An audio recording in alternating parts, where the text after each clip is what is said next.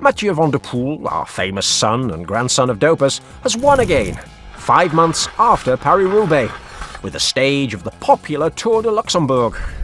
The race where Locos Lance came back from his illness in 1998 and established a 7-year tyranny that for some reason everyone seems to have forgotten about nowadays. It's a good way for Van der Poel, typical of the level of this rider, to say goodbye to the rainbow jersey. Now, his Belgian-bought arch-enemy, Wout van Aert, has also been in the news for having signed a lifetime contract with the Rabobank team, allowing him to retire at 40 or even 50 if he feels like it. It's a dangerous consequence of the signing of the White Kenyan Froome by the professional Jewish team of Sylvain Adams. Will WVA continue to earn €2 million a year when he stops winning races? Looks like a very interesting mortgage for Richard Plurger, and we will of course be here to comment on it. However, today we bring you a subject that you often ask us about, one which it's not always possible for us to get involved in because of the difficulties surrounding it. But today, you can believe your Uncle Cycling, for we are going to be talking about a world exclusive on the latest fashionable product in professional cycling. A performance-enhancing drug that's absolutely demeaning and degrading, one being used by several very important riders in cycling today. Obviously, we are unable to expose them at the moment, but you can believe me, what I tell you is as real as Van der Poel being the son and grandson of dopers. Now, if you want to know all about the new doping substance in cycling, subscribe to the channel now, obviously, and also you can follow us on our personal Twitter account, @UncleCycling. And now, let's travel back to 2004, because this story, it's quite similar to another one from 20 years ago.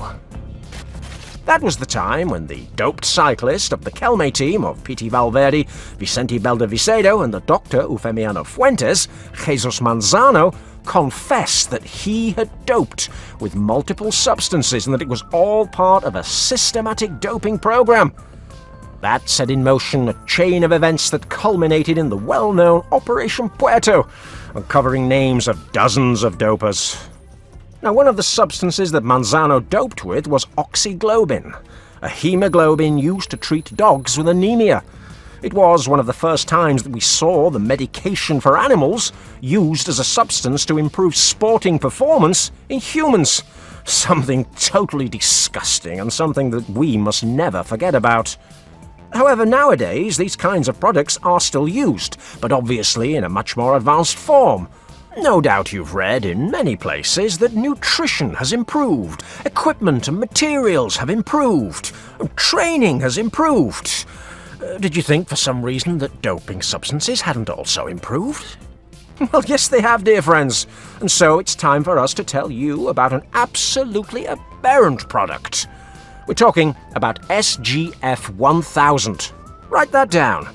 SGF 1000. I know it has the name of an electronic component or a futuristic vehicle or the latest MIDI hi-fi with twin tape decks. But in reality, it's a doping substance that's been used in recent years in horses. Specifically, we're talking about a vasodilator that contains growth hormones extracted, wait for it, from sheep placenta. Now, can these growth hormones perform as well as the classic ones that have been in the peloton for more than 30 years?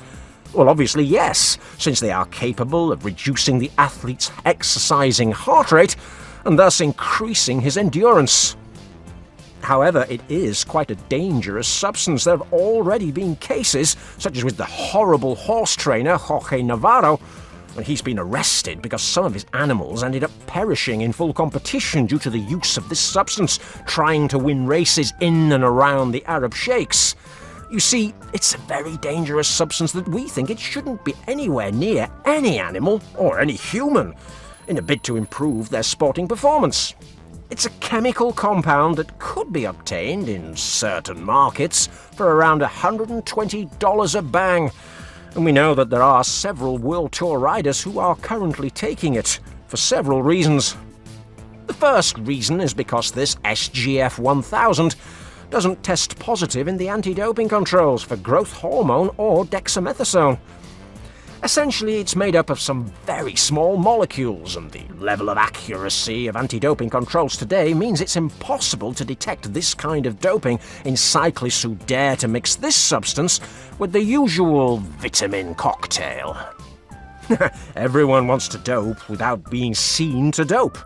It's happened since time immemorial, so this is an obvious reason for its use. Now, secondly, it's a substance that's rather difficult to find on the market. After all, this is not the 90s when riders sent their friends along to pharmacies to buy EPO. No. Now, this substance, when used by veterinarians, is for treating horses and even camels, and a professional cyclist cannot acquire it on the quiet. He needs contacts who have the appropriate licenses so that they can acquire this substance, and from there, break it down into smaller doses. And so you see that not all rivals will be able to enjoy the benefits of SGF 1000.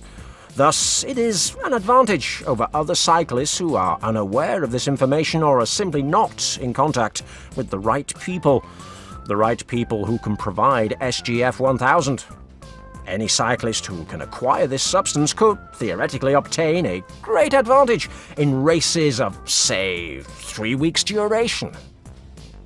Now finally, being a substance recommended only for animals, the cyclist in question, if pushed, could easily indicate that the SGF 1000 is not for his own use, but rather for the use of a well-loved animal that he has, or even the animal of a particular friend. In short, it's a substance that gives you small doses of growth hormones and dexamethasone. It dissolves extremely quickly, and it's very hard to detect. It's hard to get hold of, but rather easy to be missed or ignored by judges, or even managers who think that it's actually being used for well-loved animals so that they can be relaxed. It's totally disgusting, I know. Not only for the poor animals. They're being treated like guinea pigs just so that these human cheaters can then try to shine on their bikes. But it's also degrading for those dirty cheaters. They seem to be capable of doing absolutely anything just to win and keep earning huge amounts of money for pedaling 6 hours a day on their steel horses. Now, we do know the names of some World Tour riders who have used this substance, but as we've already said, we can't tell you who they are for the time being. But the saddest thing of all is that, in an anti-doping control today, they wouldn't test positive for doping with this substance, even in the blue-ribboned Tour de France itself. And with Selfie Lepation more concerned about continuing to make ever more money with the International Olympic Committee, nothing's likely to change anytime soon, is it? Meanwhile, it's left to the likes of us to worry about the things that should be mattering to them. I do hope they appreciate it. Hugs and selfies all round.